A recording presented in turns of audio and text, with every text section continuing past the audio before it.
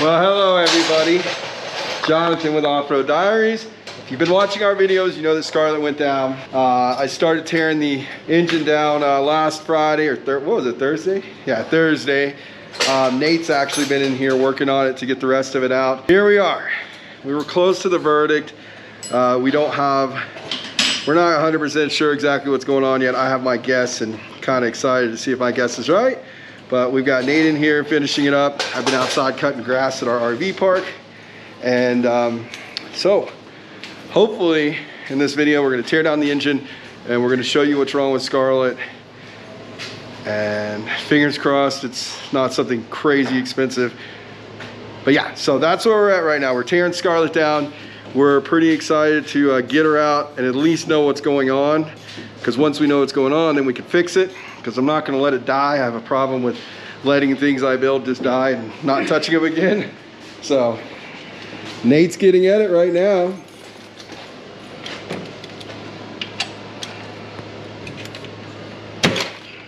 You gotta break your knuckles, man. Damn it. We call it Rain Man strength around here. One of my guys, he ended up going to a little bit better paying job. His name's Dalton. Y'all seen him on previous videos, but he went to a little bit better paying job. Unfortunately, my little shop, we don't have tons of work every single day. And I felt bad not giving the opportunity to make a full 40-hour-a-week job. And I've already got Nate here that helps me out when we get done with our RV park stuff. So we'll come into the shop and tinker with things and get them fixed up. But here we are, we're almost done. So when you see this next, it's gonna be Nate using his Rain Man strength that he has to pull this engine out, because I have a bad back and so does he, but I'd rather sacrifice my employees' backs than mine. Sally in there. Oh. Nate's saying I should let Sally in there. Let me show you guys Sally really quick while he's doing that. So I'm a big car guy. I had at one point what was one of the quicker S4s in America, but sadly, I kind of let her die. I hate myself for it. I started doing or attempting to want to do an LS twin turbo swap in it, but that is the car I was talking about in case you guys are like, what do you let die? What do you let just sit there and give up on it? Well, that's my Audi S4.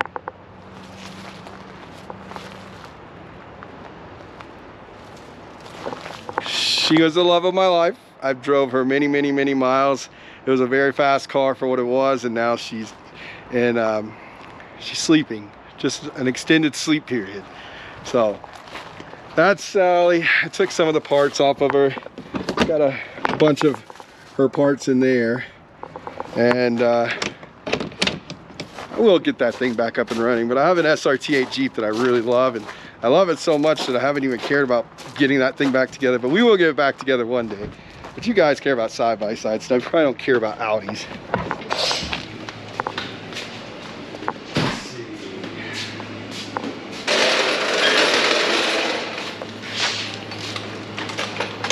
So on this side, I might as well tell you guys what's done to this car, because this is kind of more of a garage episode. So if you're a wife, I don't know if you really care about watching this stuff, or a girlfriend, maybe you're more interested in some guys, but it's a 2019 Polaris RS1. 18 or 19? I don't remember. It's the same thing. Has a fully built Brian Crower stroker motor in it, Brian Crower pistons, rods, billet crank, Brian Crower billet stroker crank, closed deck cylinder, rebuilt head. It's got a Garrett 2860 turbo on it, the full force turbo kit, and a bunch of other stuff, tons of other stuff. Powder coated it, did all kinds of stuff, painted it, the whole 9 yards. And I initially bought this car from a cool guy in Salt Lake who just had the force turbo kit on it, but stock engine, and it just blew apart to 1,000 pieces. I'll insert a picture here so you can see what I'm talking about.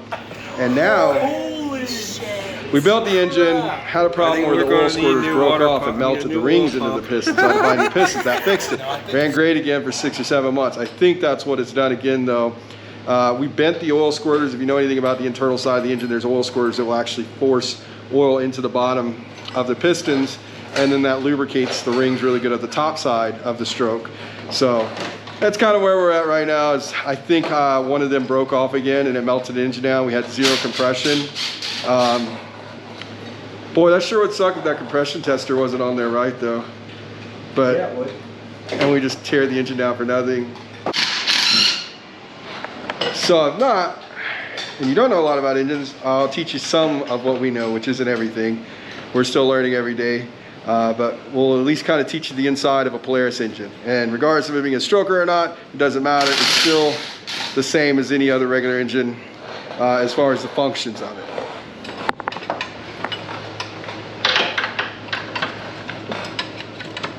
Dalton, you should give him a hand since you're the reason this is blown up. This is the Dalton I was talking about, everybody. You know Dalton. He came back to help out a little bit. This was not my fault. Are you sure? I am positive. No. Maybe you shouldn't ride it so hard. Oh, ooh. I was gonna say it. I didn't say it. Y'all thought I was gonna say it. I didn't say it. So, all right. So we're gonna get the engine up there. No, this is not Dalton's fault. At the end of the day, these stroker engines are just, yeah. Money pits. Money pits. Anytime you build stuff, it costs more money. All right. Disaster. Yeah, so yeah. All right, guys, we're gonna update you in a little while. We're gonna start tearing things down and hopefully have it down here in about an hour. We'll have it torn down pretty close to complete, at least to see what's going on with it. So that's what happens when you're a millionaire. I bought me a sound bar, like it was supposed to be like this long. It was on backward, but it ended up being this long, so it magnets through my toolbox. Nice. I was like, hell yeah. I walk over, use it at the shop. I'll magnet it to my truck when I'm working on it. Yeah, it's got a big old magnet on it. And so it magnets to anything up. It's pretty dope. I can have his head off in 2.5. I can have that head off no matter what. I just said.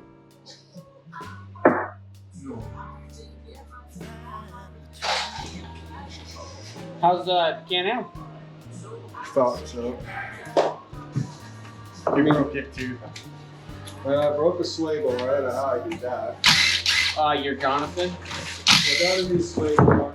I need to pull the diff to figure out what's going on inside of it. Okay, so here's what we're doing, guys. First and foremost, what we're gonna do, we're not gonna pull the exhaust manifold off. There's really no point to it. So first thing we're gonna do is we're gonna disassemble the cam caps, basically the locker plates that keep the cam in place. Holds the tensioner. Right, holds the tension. We're gonna pull the tensioner after that to release tension off the chain. Then we are going to yank the cams out of it and start working on the head bolts. These are actually studs. They're ARP head studs, so they do not use a traditional Polaris bolt, which is just a bolt, put socket on top of it. These are actually studs that are threaded into the block, and then you take off the nuts off the top of them. So we'll show you all that next. I know you guys wanted a little light.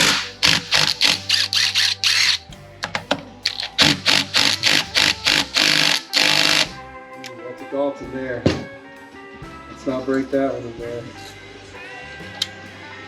Hey. Here around the shop we have a saying, something didn't go right previously, it's Dalton's fault. Even if it's not his fault. Even if I didn't even touch it, it's still my fault. Very true. So just to note, guys, this is not a how to build an engine video at all by any means, because we're gonna skip a lot of stuff. Yes, you see us using power tools, but we're breaking the bolts free. Do not put, ooh, I don't like that sound. A lot of tension. Yeah, anyways, do not use power tools to put all this stuff back together. Use the specs, the torque specs that Polaris provides. I know that. But I was not expecting it to jump like that. Yeah. Timing. You took the tensioner all the way, huh? Yeah, tensioner's gone. It should not have jumped timing like that. Well, it also... Yeah, but that's a brand new chain. They're usually pretty loose once you pull the tensioner. Plus, it just jumped timing like big time. But also, you already have these broke free when you did that. Yeah. Okay, well then it's gonna do that then. Yeah. Because there's no longer any tension on the cam itself. Sorry.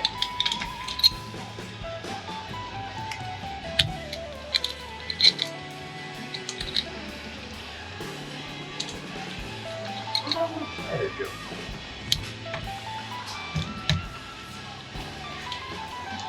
Best to pull your lockers out of place first.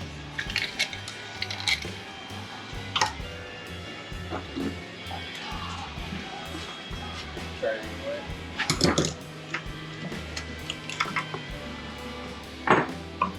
I don't even know why I came over. Be nice to those cams, Nate. Oh wait a minute, I gotta take this volume down. You're gonna make my videos get copywritten. Yeah, that'll happen now. That'll happen anytime though. They don't want you pushing videos that Where's the, I don't know where you put that song. Same place. In the drawer? Oh well, there's our problem. What? Right here. What you got? I'll show you what I got. Oh. Drop the Valve? valve? Suck the valve. Oh, cut. Nope, drop the valve. Suck the valve. Yep. Well, I was getting ready to look at that too. Let me see. I think we just figured out why we don't have any compression. Yep. It's on stator side. She's boogered.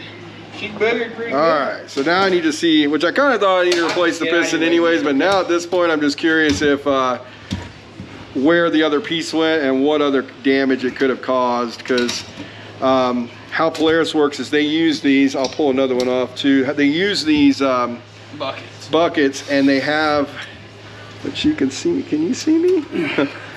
They use these buckets, they're shim buckets, and essentially they're measured out in depth, and that's what creates your valve clearance. So 89. No, they're 89.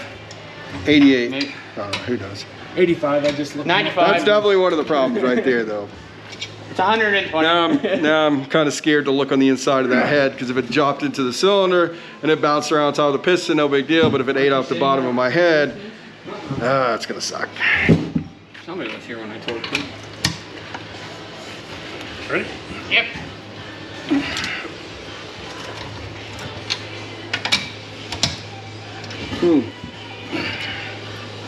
Wonder how that happened. Something that you're gonna blame me for. Look at this cam right Oh here. yeah, you find the cam. Buggered that. Yeah, so the cam is screwed too. Yeah.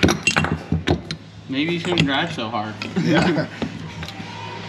So that definitely messed up the cam as well. So these are called lobes.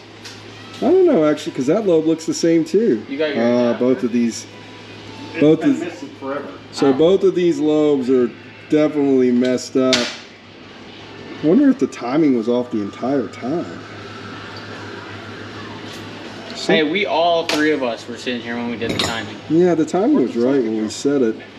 You just had it. Yeah, but do you see how I don't, GoPros don't pick up great. I should have grabbed my other camera, but basically these lobes are squared off. If you look at these lobes right here, that's how a cam lobe is supposed to work. And essentially what it does, it's a learning lesson. I know, a lot of you probably know how this stuff works, but some people don't. So this cam is turned, the chain turns it as it goes, it presses down on each one of these. And if you look right here, you can tell that this shim bucket actually was about to go as well. So we were about to also lose. Nate, look at that shim bucket right there. Look how dented it is compared to those. Yeah. So something was clearly going on. That one. Oh yeah. Now I'm beginning to wonder if there's any metal chunks or something went in there and got in between the cam and that bucket that caused this kind of failure. The good news is, there's bad and good news. And we're about to figure it out as soon as we pull this head off. YouTubing over here. Yeah, You just. Oh yeah, we got to get the cigarettes out of his mouth. Cigarettes. Careful of my expensive. Oh, that hose on the back side. Set her down for a minute. So we can pop that. Oh, you know what? There, just go like this. You hit the. All right.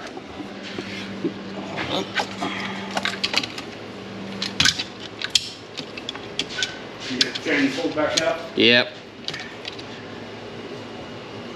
Now my hand's freaking wet. No cuss words. Those are mighty cute boxes you got on there. They are sweet. All flowery. Huh? Oh yeah. I don't feel like there's They got anything, flamingos on there. I don't feel like there's anything wrong with the pistons. No, there's just a little mark right there. I think you just lost compression because you dropped the valve. Because you smacked the piston with the valve. But I need to see the bottom of this head now. Oh. honestly, that valve's stuck there. So there might be a keeper in there still. Probably is. Let's get this hose off real quick, or wherever that hose is, or whatever we can do. Let's sit the head flat. Yeah. sorry, Nate. So I don't know if the valve dropped, because Nate, what did you pull off? What? Did you pull anything off of that? Off that valve? Yeah. Nope. I haven't pulled nothing off of it yet. So it looks like it did smack the piston a tiny bit. I don't know if it's gonna kill that piston or not. The good news is we can do a compression test on the bench. Basically what we do is put everything together, throw some oil on the top of the piston just a little bit, and then after that we'll start her up and just bump it a few times, and it'll give us an idea. But that's definitely why we had zero compression whatsoever. It didn't hit that piston. No, so I think the piston. It barely tapped that piston. I think the piston's honestly crosshatches are still good and everything. I think it just I think the keepers, the valves give out. Yeah, something's happened there. The weird thing is it's happened on two separate lobes of the cam. Well, both on the exhaust side, which I don't.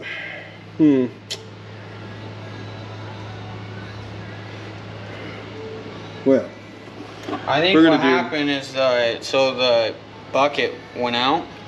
Well, not the bucket, the valve. You know what it was? I bet you I know what it was. I'm going to tell you what I think it was. So the oil filter was loose. We don't know why. It just came loose. And we like to blame Dalton around here. 95% chance it was Dalton. 5% chance it wasn't. So he does have a little survival rate there. But it was, I think I could have lost oil pressure that way. Could have.